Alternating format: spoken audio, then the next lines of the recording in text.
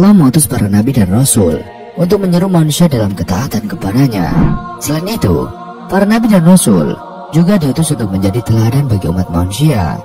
Dan salah satu nabi yang dapat menjadi panutan perihal kesabaran saat menghadapi ujian adalah Nabi Ayub alaihissalam. Bagaimanakah kisahnya? Simak video kali ini sampai habis. Nabi Ayub alaihissalam hidup pada tahun 1420 sampai 1540 sebelum Masehi. Beliau berasal dari Romawi. Beliau diutus oleh Allah untuk menyeru kaumnya, yaitu masyarakat di daerah Huran atau sekitar Yordania dan Syria, agar menyembah Allah. Sebelum ujian kesabaran menimpanya, Nabi Ayub diberikan limpahan karunia nikmat oleh Allah. Beliau dikaruniai badan sehat dengan wajah yang rupawan. Beliau juga diberi anugerah berupa anak-anak keturunan yang baik dan seorang istri yang setia. Menurut pendapat ulama yang paling populer, nama istri Nabi Ayub alaihissalam adalah Rama binti Afraim bin Yusuf bin Yakub.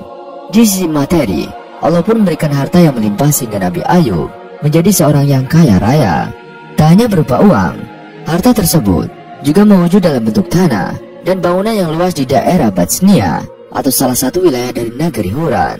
Beliau juga memiliki bermacam binatang ternak dalam jumlah yang sangat banyak, hingga tidak ada orang yang bisa menandinginya. Binatang ternak tersebut berupa unta, sapi, kuda, keledai, dan juga kambing. Dengan banyaknya nikmat yang telah Allah berikan, Nabi Ayub pun rajin bersyukur. Beliau menjadi seorang hamba yang bertakwa dan juga menyayangi sesama. Nabi Ayub rajin menyantuni anak yatim, janda, duafa, dan orang yang sedang dalam perjalanan tapi tak punya uang untuk melanjutkan atau ibnu sabil, serta memberi makan orang miskin. Sosok penyabar dan penuh rasa syukur Nabi Ayub alaihissalam mempunyai keturunan dan rezeki yang sangat melimpah. Ia selalu bersyukur dan tekun beribadah. Hal itu membuat iblis iri. Ia meminta izin kepada Allah Ta'ala untuk menggoda keimanan Nabi Ayub. Namun, apa yang akan dilakukan iblis kepada Nabi Ayub alaihissalam? Apakah iblis berhasil menggoda keimanannya? Nabi Ayub alaihissalam disebutkan Allah bersama para nabi lainnya pada Al-Quran, surat An-Nisa ayat 163. Sesungguhnya kami telah memberikan wahyu kepadamu sebagaimana kami telah memberikan wahyu kepada Nuh dan nabi-nabi yang kemudiannya, dan kami telah memberikan wahyu pula kepada Ibrahim, Ismail, Ishak, Yakub, dan anak cucunya Isa, Ayub, Yunus, Harun, dan Sulaiman. Dan kami berikan Zabur kepada Daud. Kemudian Allah menceritakan tentang ujian yang diberikan kepada Ayub dan bagaimana beliau bersabar menghadapinya. Sebagaimana firman Allah Ta'ala di dalam surat Shad ayat 41-44. Dan ingatlah akan hamba kami Ayub ketika dia menyeru Tuhannya, sesungguhnya aku diganggu setan dengan penderitaan dan bencana. Allah berfirman, entahkanlah kakimu, inilah air sejuk untuk mandi dan untuk minum. Dan kami anugerahi dia dengan mengumpulkan kembali keluarganya, dan kami lipat gandakan jumlah mereka sebagai rahmat dari kami dan pelajaran bagi orang-orang yang berpikiran sehat. Dan ambillah seikat rumput dengan tanganmu, lalu pukullah dengan itu, dan janganlah engkau melanggar sumpah. Sesungguhnya kami dapati dia atau Ayub seorang yang sabar. Dialah sebaik-baik hamba. Sungguh dia sangat taat kepada Allah. Allah memberi ujian kepada Nabi Ayub alaihissalam dengan mengambil kembali seluruh nikmat berlimpah yang dia berikan kepada beliau. Pertama, Allah timpakan kepada Ayub alaihissalam penyakit kulit di sekujur tubuhnya. Bahkan Ibnu Katsir menafsirkan, tidak ada satu pori-pori pun dari tubuh Nabi Ayub alaihissalam yang selamat dari penyakit juzam atau kusta itu. Dengan itu, Allah mengangkat nikmat paras beliau yang rupawan. Badannya yang semula sehat, segar dan bugar, Allah angkat dengan menimpakan tubuh yang sangat lemah karena penyakit itu. Saking lemahnya, dikisahkan Nabi Ayub alaihissalam sampai tidak sanggup berjalan sendiri untuk buang hajat ke kamar mandi, sehingga istri beliau harus menemani. Putra-putri beliau pun Allah ambil, semuanya meninggal dunia. Tak sampai di situ, harta Nabi Ayub alaihissalam yang berlimpah dan tak ada yang menandingi jumlahnya juga Allah tarik kembali. Nabi Ayub alaihissalam pun jatuh miskin. Ditambah dengan kondisi penyakitnya, semua orang menjauhi beliau. Nabi Ayub alaihissalam pun mengasingkan diri ke suatu tempat. Hanya istri beliau yang setia menemani, juga dua orang sahabat beliau yang selalu mengunjungi. Para ulama pun berselisih pendapat mengenai berapa lamanya Nabi Ayub alaihissalam menjalani ujian tersebut. Ada yang mengatakan bahwa Nabi Ayub alaihissalam sakit selama 18 tahun. Ada juga yang berpendapat hanya 3 tahun saja. Sebagian ulama ada pula yang menyebutkan bahwa Ayub alaihissalam ditimpa musibah tersebut selama 7 tahun, 7 bulan, dan 7 hari. Namun, Rasulullah SAW pernah bersabda, sebagaimana diriwayatkan oleh Anas bin Malik, tentang beberapa lama waktu Nabi Ayub alaihissalam menjalani ujian ini. Sesungguhnya, Nabiullah Ayub alaihissalam berada dalam ujiannya selama 18 tahun. Baik dari keluarga dekat maupun keluarga jauh menolaknya kecuali 2 orang laki-laki dari saudara-saudaranya. Kedua saudara itulah yang selalu memberinya makanan dan juga menemuinya. Istri Nabi Ayub alaihissalam pun sangat kasihan melihat kondisi suaminya itu. Hingga pada suatu hari, saat membawakan makanan untuk Nabi Ayub alaihissalam, sang istri mengusulkan sesuatu kepada beliau. "Wahai Ayub, seandainya engkau mau meminta kepada Allah, tentu Dia akan memberimu jalan keluar." Demikian saran istrinya yang tak tega melihat Ayub alaihissalam sakit demikian lama. Namun apa jawab Nabi Ayub alaihissalam? Beliau menolak dengan alasan yang luar biasa. Jawaban inilah yang menandakan betapa tingginya derajat keimanan Nabi Ayub alaihissalam. Kesabaran tingkat tinggi juga beliau perlihatkan melalui jawaban atas saran istrinya tersebut. "Aku telah diberi kesehatan selama 70 tahun. Sakit ini masih derita sedikit yang Allah timpakan, sampai aku bisa bersabar sama seperti masa sehatku, yaitu 70 tahun. Demikian jawaban Nabi Ayub alaihissalam. Jawaban tersebut juga sekaligus menjadi penegas bahwa hati beliau sama sekali tidak terpengaruh dengan ujian dahsyat yang ditimbakan Allah. Kedua sahabat yang masih setia mengunjungi dan membawakan makanan pun khawatir akan ujian yang menimpa Nabi Ayub alaihissalam. Terbesit dalam benak salah satu di antara keduanya bahwa ujian Nabi Ayub alaihissalam mungkin disebabkan karena dosa besar yang pernah beliau perbuat. Kegundahan itu pun disampaikannya kepada sahabat yang lain. Kemudian sahabat ini menyampaikannya kepada Nabi Ayub alaihissalam. Ketika mendengarnya, beliau sempat sedih. Tetapi beliau Nabi Ayub alaihissalam kemudian menceritakan kondisinya secara terbuka dan menampik prasangka itu. Walaupun ditimpa berbagai musibah, dimulai dari kematian anak-anaknya, hilang seluruh harta benda, penyakit yang tak kunjung sembuh, Nabi Ayub alaihissalam justru menghadapi semua itu dengan penuh kesabaran. Cerita lengkap dari kisah Nabi Ayub alaihissalam bisa sahabat temukan pada buku kisah abadi Nabi Ayub alaihissalam. Dan sahabat, inilah kisah Nabi Ayub alaihissalam saat lulus ujian dan diberi hadiah melimpah dari Allah. Karena kesabaran Nabi Ayub alaihissalam yang luar biasa saat menjalani ujian tersebut, Allah pun menunjukkan jalan keluar. Allah menceritakan hal tersebut pada Al-Quran Surat Al-Anbiya ayat 83 sampai 84. Dan ingatlah kisah Nabi Ayub alaihissalam ketika dia berdoa kepada Tuhannya, "Ya Tuhanku, sungguh aku telah ditimpa penyakit, padahal Engkau Tuhan yang Maha Penyayang dari semua yang penyayang." Maka kami kabulkan doanya, lalu kami lenyapkan penyakit yang ada padanya, dan kami kembalikan keluarganya kepadanya, dan kami lipat gandakan jumlah mereka sebagai suatu rahmat dari kami, dan untuk menjadi peringatan bagi semua yang menyembah kami. Kisah tersebut sama dengan firman Allah Ta'ala pada surah Shad ayat 41 sampai 44. Allah mewayukan kepada Ayub alaihissalam untuk menghentakkan kaki beliau ke tanah. Kemudian dari sanalah Allah pancarkan mata air yang sejuk. Nabi Ayub alaihissalam pun bergegas mandi di mata air tersebut hingga sembuhlah penyakit kulit dari badan beliau. Allah juga memerintahkan kepada Nabi Ayub alaihissalam untuk minum dari mata air tersebut. Kesejukan airnya kemudian mampu membasuh batin Nabi Ayub alaihissalam sehingga beliau kembali sehat bugar lahir dan batin. Kekuatannya pun kembali pulih, bahkan seperti tidak pernah sakit. Saat beliau hendak menemui istrinya, sang istri sempat tidak mengenali Nabi Ayub alaihissalam. Walaupun Nabi Ayub alaihissalam tampak sama seperti saat beliau sehat dulu. Sebetulnya sang istri mengingat postur dan wajah Nabi Ayub alaihissalam sebelum sakit itu. Akan tetapi, dalam bayangan istri Nabi Ayub alaihissalam, beliau masih lemah dan berpenyakit kulit, sehingga ia tidak menyangka bahwa sang suami akan sembuh lebih cepat. Keduanya pun bersuka cita, mengucap syukur kepada Allah Subhanahu wa Ta'ala. Sesuai firman Allah Subhanahu wa Ta'ala pada surat Al-Anbiya dan surah Shad, bahwa dia juga mengembalikan anggota keluarga Nabi Ayub alaihissalam dengan jumlah yang berlipat ganda. Harta Nabi Ayub alaihissalam juga Allah kembalikan lagi sebagai hadiah atas keriduan beliau menjalani ujian. Dalam beberapa riwayat dikisahkan, untuk mengembalikan harta kekayaan Nabi Ayub alaihissalam, Allah mengirimkan 2 awan. Satu awan menaungi gundukan gandum, sedangkan awan lainnya menaungi gundukan jewawut. Awan yang menaungi gundukan gandum tersebut mengeluarkan hujan emas, sementara awan yang menaungi jewawut mengeluarkan perak. Dengan demikian, harta Nabi Ayub alaihissalam pun kembali melimpah. Dalam versi yang lain, dikisahkan bahwa Nabi Ayub alaihissalam memiliki 2 peti. Satu peti tempat menyimpan gandum dan satu lagi tempat menyimpan jewawut. Allah mengirimkan kedua awan untuk menghujani peti gandum dengan emas hingga luber. Awan yang satu lagi mengguyurkan perak ke peti jewawut hingga meluap pula. Tak sampai di situ, Allah juga mengembalikan kekayaan Nabi Ayub alaihissalam dengan cara yang lain. Dalam hadis riwayat Bukhari dan Nasai dari Abu Hurairah, Rasulullah bersabda, manakala Ayub sedang mandi telanjang, sekelompok belalang dari emas jatuh kepadanya. Maka Ayub memunguti dan menyimpan belalang itu di bajunya. Tuhan memanggilnya, wahai Ayub, bukankah aku telah membuatmu kaya seperti yang kamu lihat?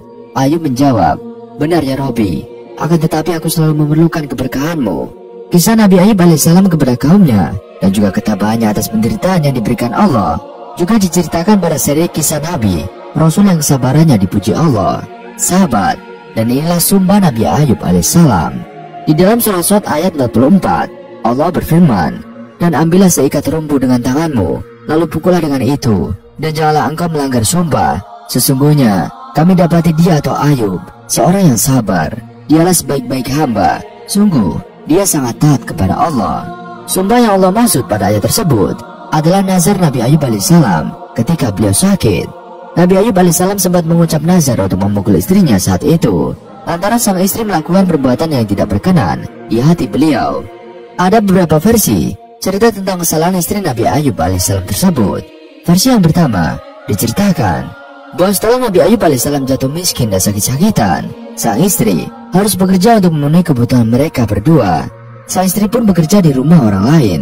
Suatu hari, sang istri terlambat pulang ke rumah sehingga Nabi Ayub marah. Akhirnya beliau mengucapkan sumpah tersebut. Versi cerita yang lain, Nabi Ayub alaihissalam marah karena sang istri menjual tali pengekang kuda mereka, dan hal tersebut terpaksa dilakukan istri beliau karena tidak memiliki cukup uang untuk membeli makanan. Akhirnya tali pengekang tersebut dijualnya untuk membeli roti. Setelah sembuh dan sehat kembali, Ayub alaihissalam teringat kembali akan nazar beliau kepada Allah tersebut. Namun beliau tak tega memukul istrinya yang telah sepenuh hati merawat Nabi Ayub alaihissalam saat sakit. Akan tetapi beliau juga harus menunaikan nazarnya. Akhirnya Allah memberikan solusi yang mudah. Allah mewahyukan kepada Nabi Ayub alaihissalam untuk mengambil seikat batang gandum dan memukulkan ke istrinya 1 kali. Dengan demikian telah tertunaikan nazar Nabi Ayub alaihissalam. Kisah tersebut pun menjadi dasar untuk memberikan hukuman kepada mereka yang berbuat dosa. Menurut pendapat Imam Ahmad, memukul seorang pendosa yang terancam hukuman itu diperbolehkan. Misalnya, memukul seorang pezina dan orang yang menuduh tanpa bukti yang valid. Mereka boleh dipukul seperti cara Nabi Ayub alaihissalam memukul istri beliau. Hal tersebut dilakukan agar si pendosa tidak celaka setelah dipukul. Pada masa Rasulullah SAW, hukuman seperti itu juga pernah dipraktikkan. Beliau pernah memerintahkan kepada para sahabat untuk menghukum seorang laki-laki sakit yang berzina. Rasulullah menyeru para sahabat untuk memukul si lelaki tadi dengan 1 janjang kurma. Dalam 1 janjang tersebut terdapat 100 cabang. Dengan demikian, 1 pukulan saja sudah melaksanakan hukuman tersebut. Sahabat, inilah kisah Nabi Ayub alaihissalam yang ada di dalam Bible. Kisah Nabi Ayub alaihissalam dalam Bible terdapat pada kitab Ayub yang terdiri dari 42 pasal, di mana masing-masing pasal memiliki jumlah ayat yang berbeda-beda. Ada yang 18, 22, 26, 30, 37, dan sebagainya. Pasal 1-3 mengisahkan tentang kesalahan Ayub alaihissalam yang dicoba. Lalu pasal 4-31 mengenai percakapan Ayub dengan sahabat-sahabatnya, dan pasal 38-42 merupakan pasal yang berisi jawaban Tuhan kepada Ayub mengenai semua pertanyaan dan juga percakapan yang telah dibicarakan dengan ketiga sahabatnya. Dalam Bible dikisahkan, Nabi Ayub alaihissalam memiliki 3 sahabat yang senantiasa menemaninya melewati masa-masa sulit. Ketiga orang tersebut adalah Elifas orang Teman, Bildad orang Suah, serta Zofar orang Nama. Dalam Bible setidaknya ada beberapa inti kisah Nabi Ayub alaihissalam sebagai berikut.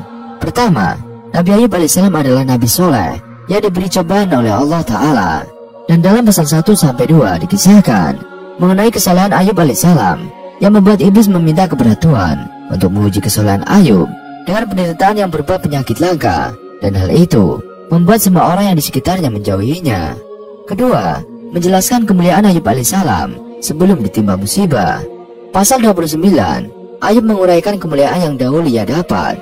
Dalam Bible dilukiskan bahwa ketika melangkah keluar gerbang kota, maka tempat duduk untuknya telah disediakan.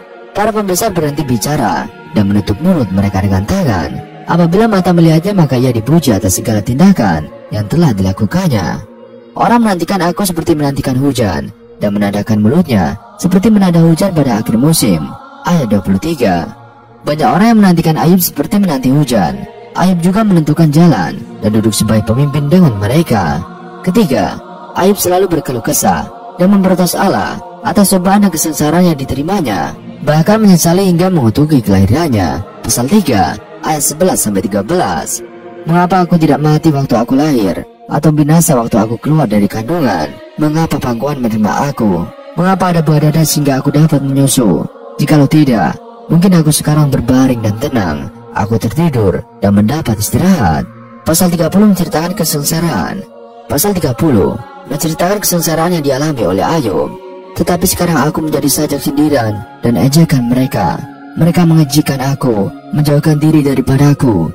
Mereka tidak menahan diri meludahi mukaku, karena tali kemahku telah dilepaskan oleh Allah dan aku direndahkannya, dan mereka tidak mengekang diri terhadap aku. Ayat 9-11. Ketika Ayub berseru minta tolong kepadanya, tidak mendapat jawaban, dan ketika berdiri menanti juga tidak dihiraukan olehnya.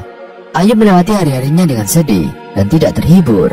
Kulitnya menjadi hitam dan mengelupas dari tubuhnya. Tulang-tulangnya juga mengering karena demam. Dalam hal ini, Ayub tetap mengaku tidak bersalah, seperti yang terdapat pada pasal 31. Ayub mengakui bahwa dirinya selama ini telah melakukan banyak hal yang menguntungkan khalayak ramai. Jikalau ia mengingkari Allah, maka hal tersebut pantas untuk dihukum. Tetapi pada kenyataannya, ia tidak melakukan hal tersebut. Hal buruk yang menurutnya tidak sesuai dengan penderitaan dan kesengsaraan yang dialaminya. Pasal ke-10 berisi pertanyaan atau protes Ayub tentang maksud Allah memberinya penderitaan. Pada ayat yang ke-6 dan ayat 7, Ayub berkata, sehingga engkau mencari-cari kesalahanku dan mengusut dosaku, padahal engkau tahu bahwa aku tidak bersalah dan bahwa tiada seorang pun dapat memberi kelepasan dari tanganmu. Kemudian pada ayat 20-22, Ayub kembali bertanya atau protes dan mengajukan permohonan atau menuntut kepada Allah. Bukankah hari-hari umurku hanya sedikit? Biarkanlah aku, supaya aku dapat bergembira sejenak sebelum aku pergi dan tidak kembali lagi ke negeri yang gelap dan kelam pekat, ke negeri yang gelap gulita, tempat yang kelam pekat dan kacau balau, di mana cahaya terang serupa dengan kegelapan. Keempat, selama sakit, Ayub selalu ditemani oleh 3 orang temannya, yakni Elifaz, Bildad, serta Zofar. Pada pasal 4-31 menceritakan percakapan Ayub dengan sahabat-sahabatnya. Di antaranya pernyataan Elifaz yang menegur Ayub, sesungguhnya berbahagialah manusia yang ditegur Allah. Sebab itu, janganlah engkau menolak didikan yang maha kuasa, karena dialah yang melukai, tetapi juga yang membebat. Dia juga yang memukuli, tetapi tangannya menyembuhkan pula. Dalam pasal 7 dan 8, ayat 4-6 diceritakan, Bildad membela keadilan hukuman Allah terhadap orang-orang yang berbuat dosa. Jikalau anak-anakmu telah berbuat dosa terhadap dia, maka ia telah membiarkan mereka dikuasai oleh pelanggaran mereka. Tetapi engkau, kalau engkau mencari Allah dan memohon belas kasihan dari yang maha kuasa, kalau engkau bersih dan jujur, maka tentu ia akan bangkit demi engkau, dan ia akan memulihkan rumah yang adalah hakmu. Pada pasal 11 ayat 13-15, Zofar menganjurkan pada Ayub agar merendahkan diri di hadapan Allah. Jikalau engkau ini menyediakan hatimu dan menadahkan tanganmu kepadanya, jikalau engkau menjauhkan kejahatan dalam tanganmu dan tidak membiarkan kecurangan ada dalam kemahmu, maka sesungguhnya engkau dapat mengangkat mukamu tanpa celah, dan engkau akan berdiri teguh dan tidak akan takut. Pada pasal 22, Elifaz menganjurkan kepada Ayub agar bertobat dari dosanya yang besar. Jikalau engkau berdoa kepadanya, ia akan mengabulkan doamu dan engkau akan membayar nazarmu. Ayat 27. Kemudian pada pasal yang ke-23, ayat 3-4, Ayub menjawab perkataan Elifaz bahwasanya ia ingin membela diri di hadapan Allah terhadap apa yang dialaminya. Semoga aku tahu mendapatkan dia dan boleh datang ke tempat yang ia bersemayam, maka akan kupaparkan perkaraku di hadapannya dan kupenuhi mulutku dengan kata-kata pembelaan. Kelima, sekalipun banyak mengeluh dan protes, Ayub tetap yakin Allah akan membelanya. Meskipun cobaan yang diberikan kepadanya amatlah pedih, sampai orang-orang yang hidup di sekitarnya menjauhinya, bahkan sampai kulit tubuhnya rusak tanpa daging pun, Ayub yakin dan akan melihat sendiri Allah akan tetap memihak kepadanya. Jawaban Tuhan atas keluhan Ayub, pasal 38 dan 39 menjelaskan bahwa Tuhan menjawab perkataan Ayub dari dalam badai bahwa semua yang ada di alam semesta ini telah diatur sedemikian rupa. Lalu kemudian pada akhir percakapan, Ayub menjawab dengan merendahkan diri di hadapan Allah bahwa ia terlalu hina untuk memberi jawaban atas semua yang telah dikatakan kepadanya. Ayat 37 sampai 38. Sesungguhnya aku ini terlalu hina. Jawab, apakah yang dapat kuberikan kepadamu? Mulutku kututup dengan tangan. Satu kali aku berbicara, tetapi tidak akan kuulangi, bahkan 2 kali, tetapi tidak akan. Keenam, penyesalan Ayub atas keluh kesah dan protesnya kepada Allah. Pada pasal 42 ayat 4-5 berisi tentang Ayub mencabut perkataannya dan menyesalkan diri di hadapan Tuhan. Hanya dari kata orang saja aku mendengar tentang engkau, tetapi sekarang mataku sendiri memandang engkau. Oleh sebab itu, aku mencabut perkataanku, dan dengan menyesal aku duduk dalam debu dan abu. Ketujuh, Ayub disembuhkan oleh Allah dan dikembalikan semua harta bendanya dengan penjelasan yang rinci, sebagaimana diuraikan dalam ayat 7-17. Tuhan memulihkan keadaan Ayub dan memberinya 2 kali lipat dari segala apa yang dimiliki dahulu. Semua saudara dan kenalannya datang dengan memberi Ayub uang dan sebuah cincin emas. Tuhan memberkati Ayub dalam kehidupan selanjutnya lebih dari kehidupan sebelumnya, dengan memberi Ayub 14.000 ekor kambing domba, 6.000 unta, 1.000 pasang lembu, dan 1.000 ekor keledai betina. Ayub juga diberkati dengan 7 orang anak laki-laki dan 3 perempuan, yang mana anak perempuan pertama diberinya nama Yemima, yang kedua Kezia, dan yang ketiga Kerenapu. Di seluruh negeri tidak terdapat perempuan yang secantik anak-anak Ayub. Setelah itu, Ayub masih hidup selama 140 tahun lamanya. Ayub melihat anak-anak dan cucu-cucunya sampai keturunan yang keempat. Dilihat dari pemaparan kisah Nabi Ayub alaihissalam yang tadi, dapat diketahui bahwa ujian dan penyakit yang dialami oleh Nabi Ayub alaihissalam tidak menyalahi sifat jais yang dimiliki oleh Nabi dan Rasul, di mana Nabi dan Rasul juga mempunyai sifat yang dimiliki oleh manusia pada umumnya. Penyakit yang diderita Nabi Ayub alaihissalam itu adalah salah satu sifat. Sahabat, dan inilah pelajaran yang dapat kita ambil dari kisah Nabi Ayub alaihissalam. Salah satu tujuan Allah mengutus para Nabi dan Rasul adalah untuk menjadi teladan bagi umat manusia. Demikian pula Nabi Ayub alaihissalam. Dan inilah pelajaran yang dapat dipetik dari kisah Nabi Ayub alaihissalam. Yang pertama yaitu bersyukur dan bersabar.